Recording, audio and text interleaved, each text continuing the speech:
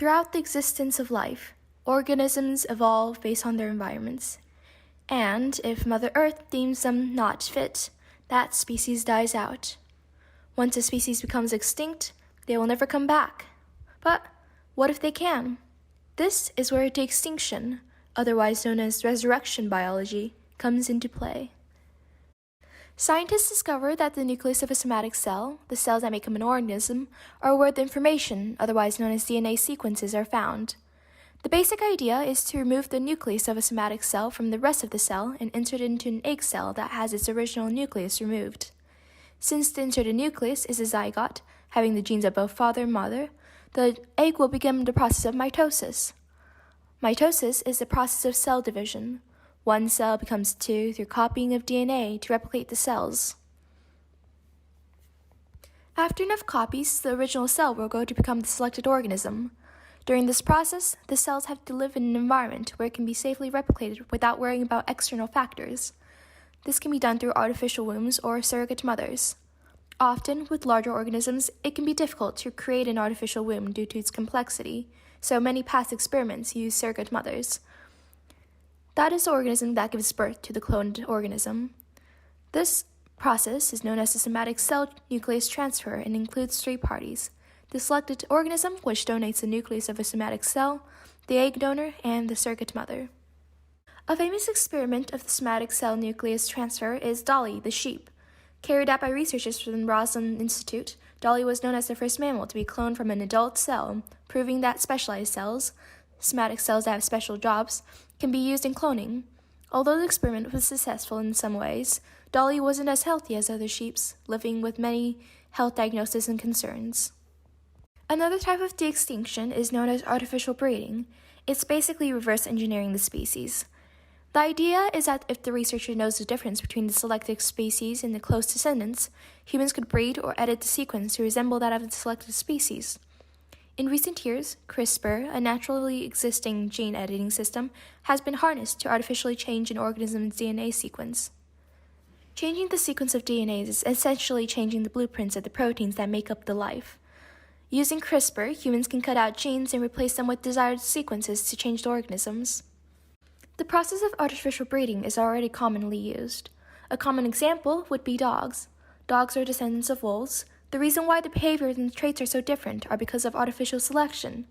Humans choose which traits they want in a species and allow the individual with the desired traits to breed. Another specializing cloning process is known as the primordial germ cell transfer. The process involves inserting the gamete cells of the selected organism and inserting them into an organism, male or female, and allowing them to breed. The results can vary depending on many factors, but the idea is that if the organism with the inserted gamete cells were to be reproduced with the selected species, if the species is endangered, or another similar species, if the selected species is extinct, the organism will resemble that of the selected species. An example of this process would be an experiment that inserted a primordial sperm cell of a chicken into a duck and then fertilized it with the chicken. During the times when the chicken was fertilized by the sperm cell, the offspring would be chicken. This process has been tested with other species, such as the rainbow trout and mussel salmon, and between other fish species and bird species as well.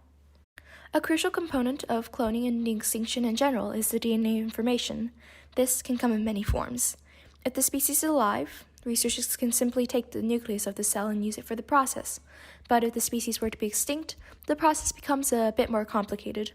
It is possible to find the nucleus of a cell if it were to be preserved after death. This generally requires the organism to be preserved quickly after death and separate from any environmental damages, such as radiation and other ecological factors.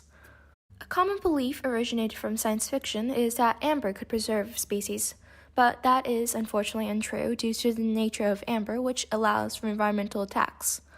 Another source of preserved DNA is ice. After frozen, it is possible for the DNA to be preserved. Even if the organism were to be preserved, over the years the DNA will still break down. Once the DNA has broken down enough, it is no longer useful for cloning. A third source of DNA is from previous research.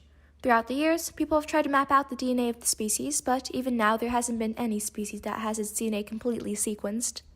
As future researchers continue to learn more, the science will become more refined. An important question that people ask is, why should we bring back these species? There are multiple reasons why people might want to bring back a species. The species could have been an important part of the ecosystem, and bring them back could help bring back the equilibrium of the environment. It could also increase the biodiversity of the ecosystem or help bring awareness to other endangered species. The honeybee, for instance, has experienced a decrease in population due to many human-created factors, and if they were to become extinct, we would lose a lot of foods, especially fruits and vegetables that are reliant on honeybees to help pollinate.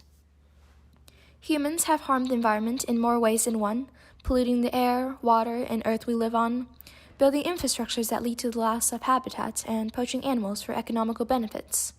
An example species are the southern cassowaries, a large flightless bird that resides in the tropical rainforests of northeast Queensland, Papua New Guinea, and some of the surrounding islands. It's a keystone species of their ecosystem. The species is able to help the diversity of the ecosystem by digesting fruits and other types of plants, and help spread seeds that many smaller bird species can't and don't have the ability to. Due to human development, the southern cassowary has become endangered. Using the process of primordial germ cell transfer, humans could repopulate the population. Before repopulating the species, however, humans have to set strict regulations that prevent the expansion of urban life and set specific areas for wildlife that aren't disrupted. In the future, there is hope for a better environment.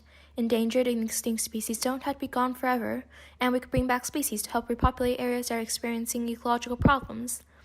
As the specific problems and gray areas are worked out, we could eventually live on a planet thriving with wildlife. De-extinction is an exciting prospect for the future, and there is much to look forward to in the field. From the different methods of de-extinction to the reasons why we should bring them back, harnessing the ability to alter our environments and society is arguably one of the most important steps of humanity.